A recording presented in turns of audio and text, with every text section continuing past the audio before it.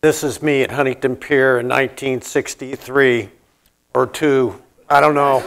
Maybe 1. I was a little kid. I was 13, so yeah.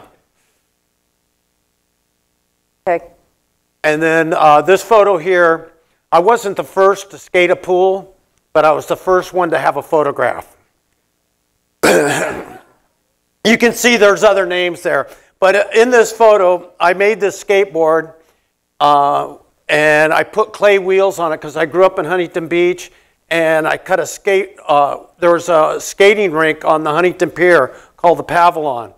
And so my best friend and I went down and bought a pair of skates, and we cut them in half and put the first clay wheels on a skateboard. I made the skateboard. I'm barefooted with my surf team jacket on, Jack Haley's surf team. He loves that photo. But it says, the pool. He loves that photo. Yeah. And this is Pipeline in 1965 doing the side slip boogie on a longboard. And this is a Phil Edwards model that Corky Carroll got me sponsored by Hobie, and it really made my day, gave me a job. So we go from my dad's board of 45 pounds, and in his world of surfing, it was all about trimming. They got in the wave and they rode to the beach. In Herbie's generation, it was about getting back in the tube. The boards have gotten smaller, they're more streamlined, and the whole idea was to get farther and farther back in a more critical position. That's my board beat up at Honolulu Bay on Maui. I'd patch it every night because we didn't have leashes in those days to connect to your foot. A little soul action. He loves that photo. Well, this is when we were making the film A Free and Easy by Greg McGillivray and Jim Freeman. You probably heard of Greg McGillivray. And he went on to do all the IMAX movies. And so, you know, it was early days. We were kids, and Greg went on to be really successful and do so many IMAX movies. Can't even believe he did it. That's another photo by him and just having a good time. And there's my wife Debbie and I at the beach when we met. we met at Makaha. I think I was 13, 14 years old. Herbie was looking for his surfboard. He still is. Yeah, that's Makaha. There's two idiots. Look at those two. And the 60s went on. This is like 69. Art Brewer took this photo in front of our house on the beach of Pupukea. And he lived next door to us with John Severson, who had discovered Surfer magazine. That's just cruising down the beach with my trunks that my wife made. Debbie made those trunks. Your wife, I know. Okay. I just got out of the shaping room there and carrying the Christian. This is a beautiful photo by Jeff Devine with Jerry Lopez and Barry Kanayapuni. And if you notice that there's no footprints on the sand, and this is Sunset Beach. And so it's, I mean, it captured a time. There was no surfers really around at that time. It was a whole different world. There was no real companies that were really there was a few of them, but it wasn't like it is now. There was no sponsorship. It was kind of this idea, it's almost like that kind of Gauguin dream of going to Tahiti. This is a photo by Art Brewer in 1976. Correct. And that's at Malaya. Yeah, that's the fastest wave in the world at that time. Still, I think. But going fast. Did you notice the flying saucer in the background?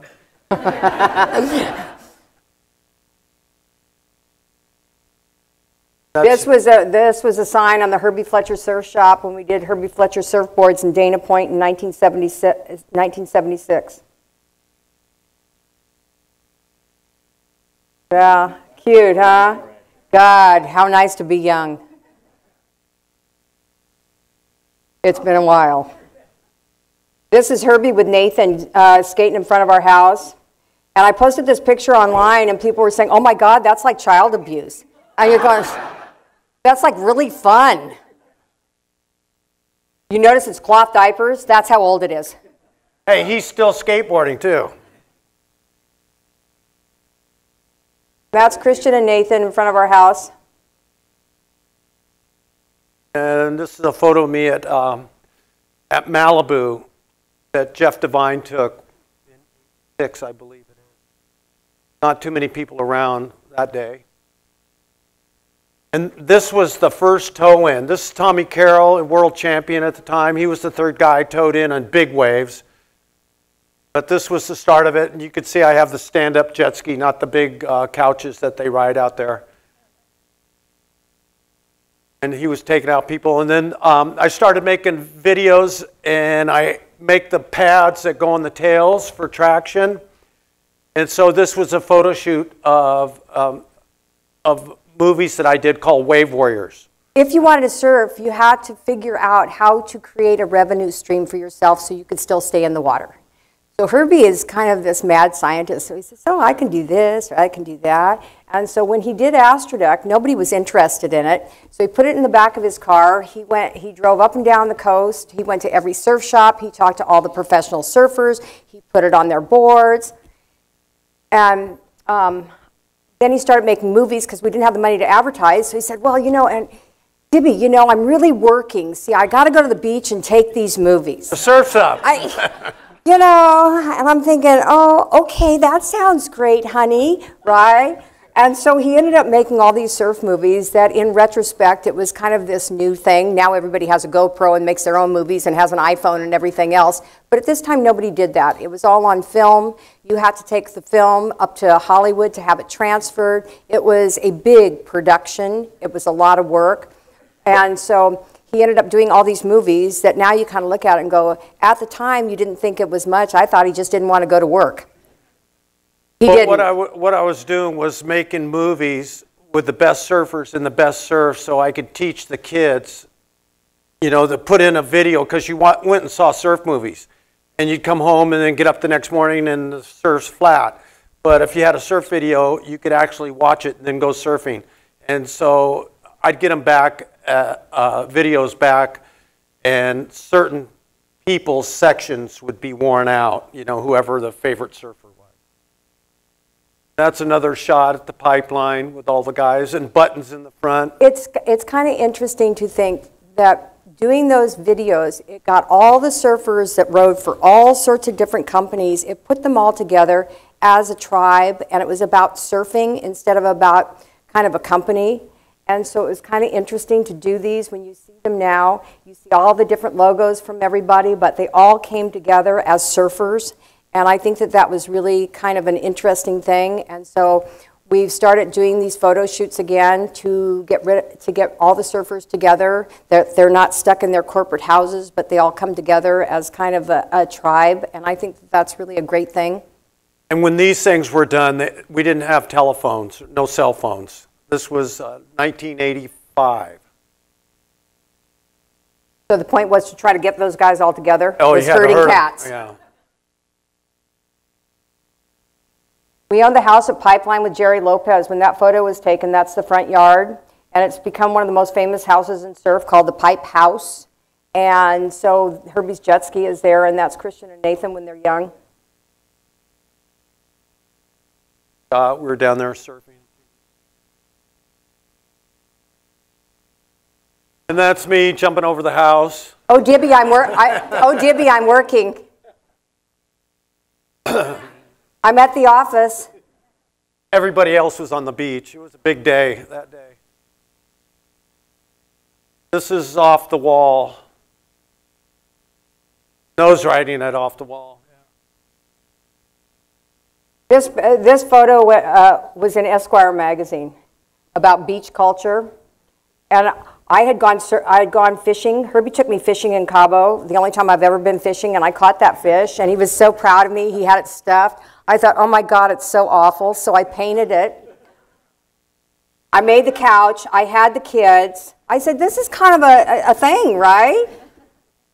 But I think she set it all up. But I think it's kind of an interesting way to look at surf, because I think we're a family, and all these years together, and you end up with Bruce Weber and Julian Schnabel in Montauk at Andy Warhol's estate.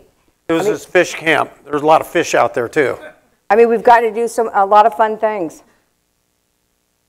That's Herbie and Julian Schnabel at the MetLife with with a bunch of paintings that Julian did from Herbie's photographs. We did a collaboration, and they were 15 by 20 feet.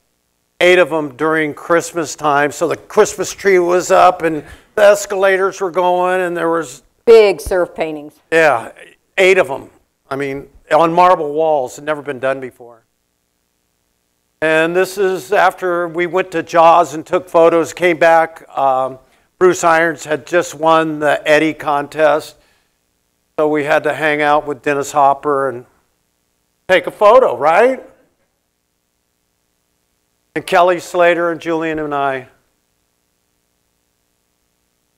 That's an artwork that Herbie does, and he calls it a painting, and it's called A Case of Arrows.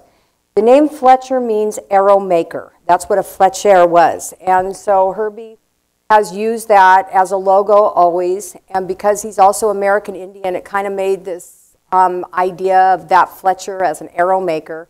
And so this is called A Case of Arrows. And this is one of the Archipelago series that I like a lot. It's made out of foam, fiberglass, and resin. So he's taken traditional surfboard building materials and created a new vocabulary with it by making these pieces. And I like that a lot. I was a stone sculptor. You can't find any friends when you ask them to move an 8,000-pound stone. These things are like 40 pounds, you know, so your friends still show up. That's a resin painting that I did of Bruce Irons at sunrise, behind the wave underwater.